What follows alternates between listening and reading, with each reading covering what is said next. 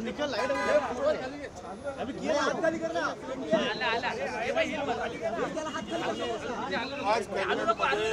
माझ्या विभागातर्फे एक प्रस्ताव करण्यात आला होता। त्यामध्ये प्रामुख्याने जे 1 लाख रुपये कर्ज घेतात किंवा 2 लाख रुपये कर्ज घेतात त्यांना जे काही हमी लागत होती त्या हमीमध्ये सर्वात महत्त्वाचं म्हणजे शासकीय कर्मचाऱ्यांचा त्यांचा गॅरंटर म्हणून त्याचा जो काही समावेश केला गेला होता तो शासनाने आज त्यांना अत्यंत शेवटच्या क्षणात म्हणजे पहिला त्यांचं गॅरंटर असणं आवश्यक नाही असं सांगितलेलं आहे। मुळामध्ये सर्वात महत्त्वाचा जो निर्णय झालेला आहे की NSFDC किंवा इतर महामंडळाकडून जे कर्ज पुरवलं जातं त्या कर्जामध्ये शासनातर्फे जी हमी दिली जाते त्या हमीसाठी 5 वर्षाची मुदतवाढ देण्यात आली आहे।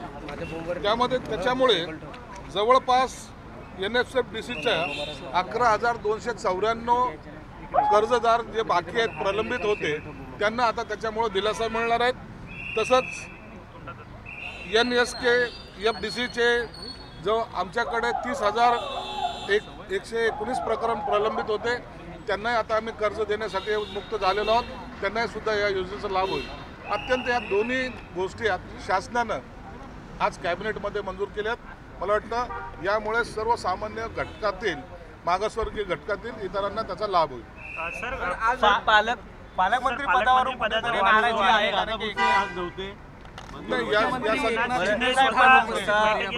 शिंदे साहेब या आता सध्याला श्रीनगरला आहेत, ते आज दुपारून मुंबईमध्ये दाखल होतील।